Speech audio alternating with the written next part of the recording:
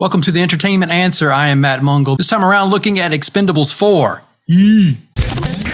This is the fourth film in the franchise, and I have to admit, going into this, I have to tell you, I never saw Expendables 1, 2, or 3. I think I've seen bits and pieces of 1, maybe 2, but I felt like I could go into 4 and be okay without having seen 1, 2, and 3. To be honest, I was hoping that I would watch 4 and it would really encourage me to go back and watch 1, 2, and 3, sort of like the Equalizer did.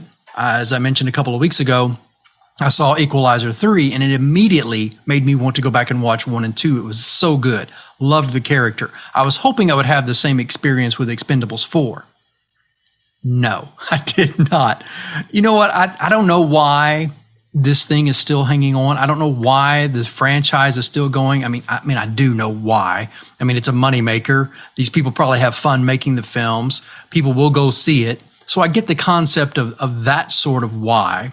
But of all the things to make, I'm just not really sure why Expendables is still being done. It started out, even though I haven't seen the films, I know a little bit about what is going on with the productions of the movies. And in the first one, this was a great concept. Sylvester Stallone got together with these older action star actors to put them all together in the same film of saving the world. And it's a cool concept to see all these people like the Dolph Lundgrens and at the time the Arnold Schwarzeneggers and all of these Jet Lis and Stallone himself and coming together and doing battle. It was just a really great concept. So I understand how cool that was. Stallone directed the first one. Probably again, I'm assuming some things here. Probably the best one in the franchise is the first one. And then every one after that, including 4, has had a different director. It never really bodes well to me when you have a franchise and you jump ship with your directors every time. I feel like you lose continuity. You lose some of the magic, the camaraderie that comes together, the synergy maybe of the films. Now, I know there's exceptions to those rules. I realize you can go, well, Matt, you love the Harry Potter films, and the Harry Potter films don't always have the same director. Yes, I know, I get that. But at the same time, some of the Harry Potter films like Prisoner of Azkaban are better overall film-wise than the others. But that's a whole totally different argument. So the Expendables 4, another new director coming in with Scott Wall. So he comes in here, and no spoiler alerts. I never like to really talk about spoilers. I can give you plot content, but I don't like to really talk a lot about what happens twist-wise in a film. I will only say that if you look at the poster, a dead giveaway is the fact that Jason Statham has top billing now. And all the other Expendable films, Sylvester Stallone has had top billing. This time around, it's Jason Statham, who I really love. I love Jason Statham. I think he does some really great films. I mean, we just saw him in The Meg 2, The Trench, films like that. Man, he really brings a great character and a great dynamic to movies. So when you watch the film, it's obvious that he is the main one driving Expendables 4. Haven't seen the other 3. Maybe it's the same there. I just know that I see that the top billing has changed. So in my mind, something is different there. Stallone, for reasons that the plot brings about, isn't in this one nearly as much as everybody else. He sort of checks in and does some things and then kind of has to do his own thing. So I don't know if that's just because he's tired. He didn't really want to be involved as much, but he knew that the franchise was a fun franchise to do. So they kind of wrote the story the way they needed to write it, as if Jason is sort of taking over. His character Christmas is sort of taking over that role that Stallone's Ross used to take on. So I don't know. Maybe that's the case. But anyway, it is a lot of Statham, which helped in my mind the film as much as it could be helped, having Jason Statham in that lead role. It still brings in, you have 50 Cent in here, Megan Fox, Dolph Lundgren, Randy Couture, Sylvester Stallone. I think those are probably the go-tos that you see in the other films. They add in Tony Jaa. Andy Garcia is in this one. Who I love Andy Garcia. I think he can do any role, and it brings another element to it. He does what he can with this script. Nothing that happens in this film is Andy Garcia's fault. I'll almost say it's no cast member's fault, anything that happens in this film. I'll say that. Levi Tran is in this one. Other new faces come along. Some have a nostalgic tone to them. Some do not. I watched this in a theater of about 4 or 5 people. Luckily for me, there were a couple of other guys in the theater sitting sort of over and down from me who love the franchise and obviously have seen the first three, because there were things that happened in 4 where they would just get visibly and audibly excited. It was fun to watch them. They'd be like, oh, they would kick their feet in the little recliners and they sound like little kids, but they were. You could tell they were like little kids having fun at this movie. Grown men acting like little kids. It was great. So there were times and moments in this where I was like, all right, that must have been a cool thing to have happen. So fans of 1, 2, and 3 might take a little bit more from this one than I did. It just sort of depends on what you're used to. Maybe I went into this with way high expectations. Maybe I oversold it in my own head. I'm like, man, this is a fun cast. Jason Statham kills it. Sylvester Stallone, just saw him in Tulsa King. You know, that's cool. Megan Fox, it's just this camaraderie. The trailer makes it look like a lot of fun, a lot of jokes, a lot of poking at us old guys. This should be fun. Maybe I oversold it in my own head because it was just not good. It was just not good at all.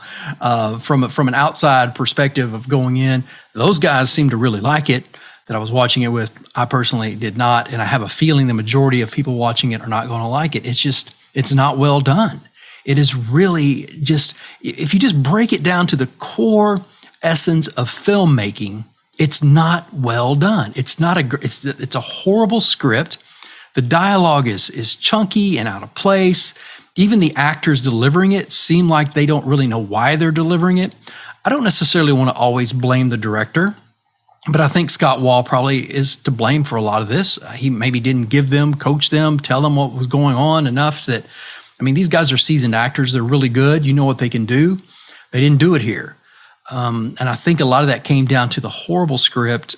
And I don't know how they filmed it, but, and again, not watching 1, 2, and 3, maybe this is the whole thing. Maybe this is the point of the film, is to be cheesy, to go back to action films that are just horribly made before there was CGI, digital interface, the ability to build things and create worlds and put people in a world and make it look concise and make it look like, oh, they're really there.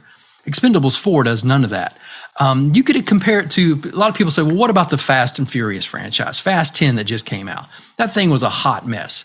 You know what? You can say what you can about the Fast and Furious franchise, but those things are filmed wonderfully. They look great. The action sequences, the car jumps, the I don't know, just all the choreography of the chases, everything that happens, it looks great. I mean, it looks fantastic on the big screen. You're like, wow, I don't know how they did that. That's incredible.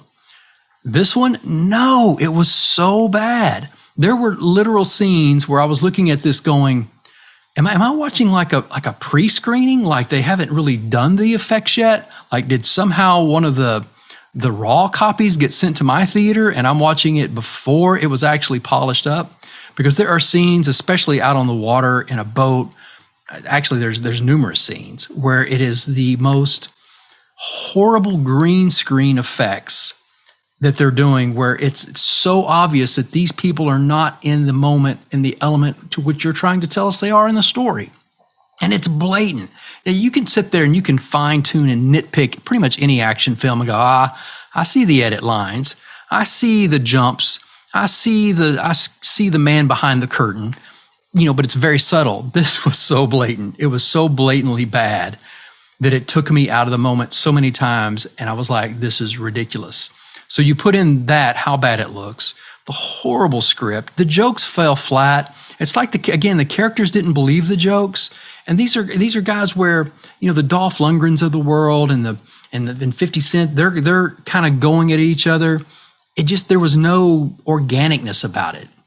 It was like they never rehearsed together. They never had a feel for each other. So everything just feels forced and feels fake. And that's a word. That's the word that's been in the top of my head that I couldn't quite place. It all seems fake. I mean, this movie is so unbelievable. When Megan Fox's boobs are the most real thing in a film, and there's nothing real there, when that's the most real thing, the film is bad and unbelievable and hard to watch. So, yes, there's lots of action. Is it good action filmed? Some of it is. Most of it isn't. There is a weak story, the meandering story, the horrible plot lines, the terrible effects, unbelievableness. Regardless of what the fans are going to feel and take from this, it is not a good film. And I wanted the same feeling I got from Equalizer 3 as far as making me want to go back and watch the other ones. And in this one, I just didn't. The tagline for Expendables, they're the last team called when everything else is gone and there's nobody else to call. This is the last film I would watch if there was nothing else left to watch. Well, actually, I'd read a book, I think. So again, Expendables 4 in theaters. Check it out. For everything that we do, like, subscribe, follow, theentertainmentanswer.com. I'm Matt Mungle. We'll see you next time.